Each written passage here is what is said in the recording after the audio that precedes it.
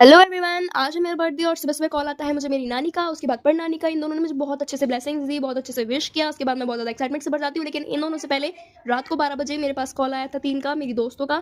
And मैं बहुत ज़्यादा खुश हो जाती हूँ। उसके बाद मुझे पूरी रात नींद नहीं आती है, एक्साइटमेंट में। सुबह होती है, उसके बाद पता चलता है कि आज तो घर में कोई भी नहीं रहने वाला है।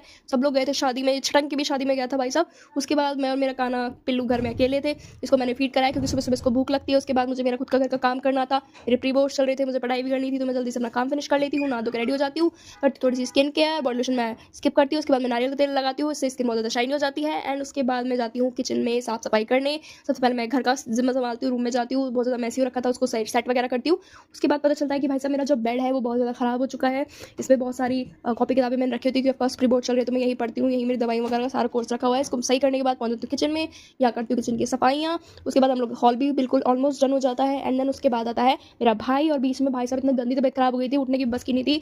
घर में कोई भी नहीं था, बट इट्स ओके, जैसे तैसे संभाल लेते हैं। उसके बाद रात होती है, मेरा भाई लेके आता है मुझे सरप्राइज। मुझे पता नहीं, मैं केक की अनबॉक्सिंग करती हूँ तो मुझे पता चलता है यहाँ पे भाव्या की जगह पे गिल्ली नाम लिखा होता है, और इस नाम से मुझे मेरा भाई और मेरे पापा बुलाते हैं। ये उनकी लव लैंग्वेज है, तो मुझे इस नाम से कोई दिक्कत नहीं है, बट कभी कभी इरिटेट होकर दिखाना पड़ता है भाई साहब। उसके बाद मैं केक कट करती हूँ। सबसे पहले मैं मेरी मम्मी को केक खिलाती हूँ, और ये मोमेंट मेरे लिए बहुत ज़्यादा ऑकवर्ड था क्योंकि बेसिकली मैं बर्थडे मनाती नहीं हूँ, मेरा भाई हमेशा बर्थडे मनाता है खुद का।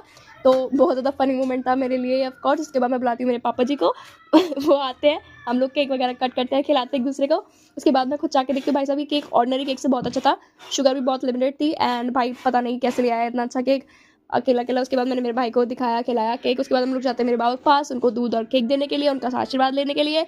रात को मेरे बाबा सो चुके थे, लेकिन फिर हम लोग जाते हैं, बाबा मुझे आशीर्वाद के तौर पे देते हैं 200 रुपये, ये हर साल मुझे देते हैं बाबा। एंड आशीर्वाद लेने के बाद हम लोग निकल जाते हैं ऊपर, और पूरे दिन की भाग दौड़ के बाद में काम के बाद मैं आ जाती हूँ आराम करने। इसलिए बहुत ज़्यादा तबीयत खराब थी, तो सबसे पहले मैं लेती हूँ मेरी मेडिसिन, जो कि बहुत ज़रूरी है क्योंकि कल मेरा पेपर है, तो ऑफ कोर्स इसको स्किप मैं बिल्कुल भी नहीं कर सकती। उसके बाद मैं करती हूँ थोड़ी देर स्टडी, क्योंकि भाई साहब बिल्कुल नहीं पढ़ा था कुछ भी, अब पढ़ना ज़रूरी था। तो पढ़ने के बाद अगले दिन हो जाता है, मैं पेपर देके घर आ जाती हूँ। पता चलता है हमारा छटंकी फाइनली वापस आ चुका था, और उसके बाद मैं इसको खिलाती हूँ केक। ये बहुत ज़्यादा ओवर एक्साइटेड होता है, मेरे लिए तमाशान गाना भी भाई गाता सबसे है। पकड़ी नहीं जाती है, लेकिन पूरे घर में दादा बन के दादागिरी करते रहते हैं। उसी के बाद मैं इसको केक वगैरह खिलाने के बाद अपना काम फिनिश करती हूँ, क्योंकि ऑफ कोर्स मेरे और भी प्री बोर्ड्स होते हैं। तो मिलते हैं नेक्स्ट ब्लॉग में, तब तक के लिए बाय बाय।